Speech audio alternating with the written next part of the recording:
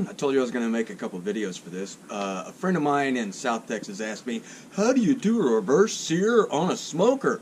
Well, tonight I'm going to show you, so let's get busy.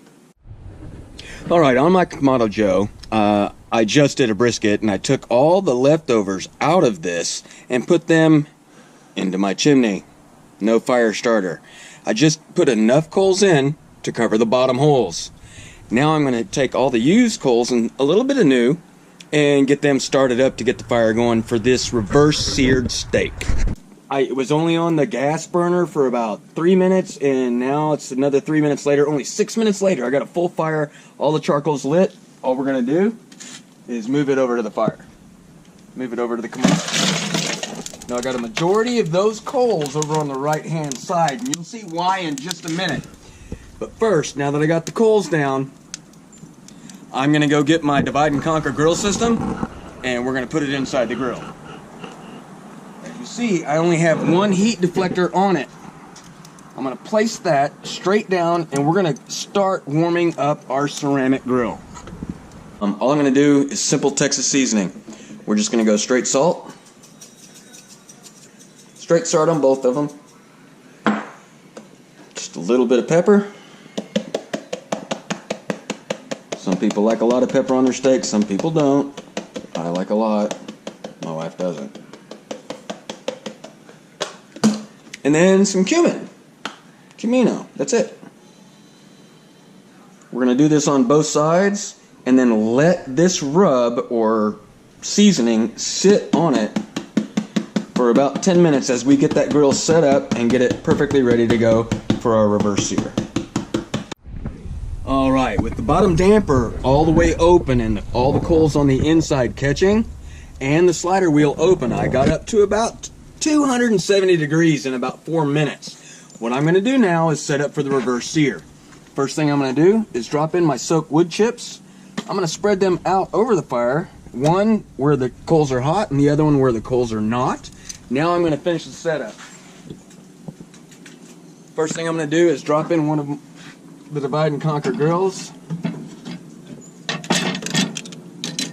and I'm just going to drop it in on one side. If you'll notice, my heat deflector is moved a lot farther over to the side. This is the indirect side. This is going to be the direct heat. For the sear on the steak, I'm going to drop in a cast iron skillet that fits perfectly with that heat deflector moved over. And to finish the setup, I'm going to drop in my other grill grate right on top for my indirect heat. These two steaks are going to taste awesome. So just give me a few more minutes, we'll get this up to temp and we'll rock and roll. This indirect side is going to be with a dome temperature of about 350, 375. That cast iron plate right there is going to reach a temperature of around 500 degrees. So it is a true reverse sear, and we're smoking the meat before we sear it off. Alright, it hasn't been that much more time, maybe another 4 minutes. I'm up to temp almost.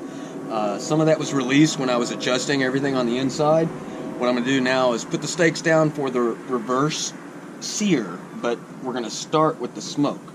Tonight we're using cherry, so we're just going to drop these bad boys straight on the indirect heat of my Kamado Joe with the divide and conquer system.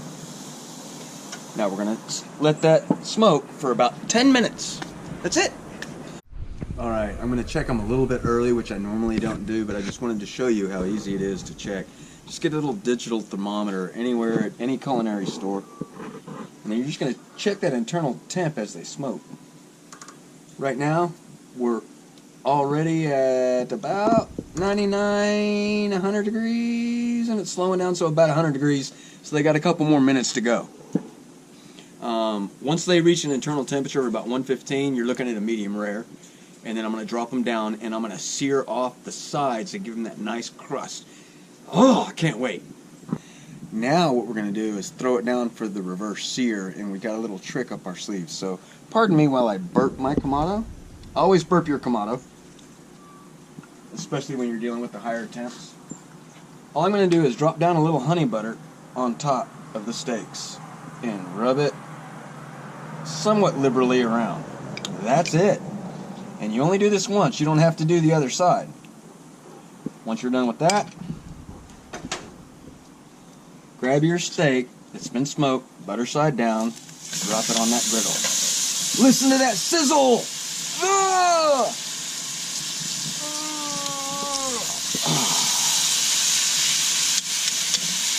This was probably around 350 degrees at this height.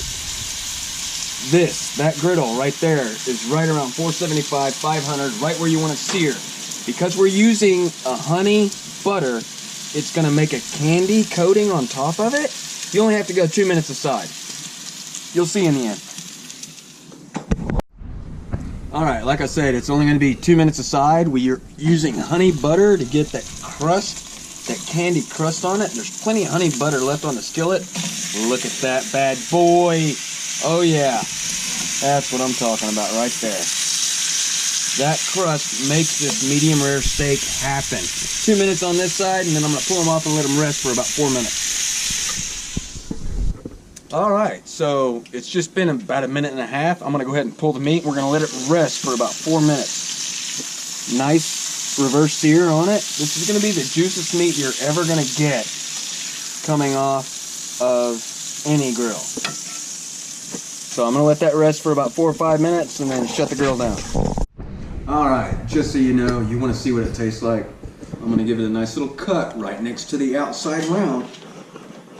That is medium rare, done in 12 minutes, 13 minutes on a Kamado grill, a reverse sear.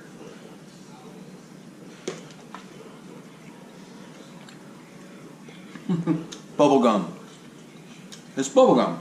It's not overcooked. It's not shoe leather. This is the real deal. You've got to give it a try, guys. Anyway, I'll see you next time on Tiki Time. Enjoy.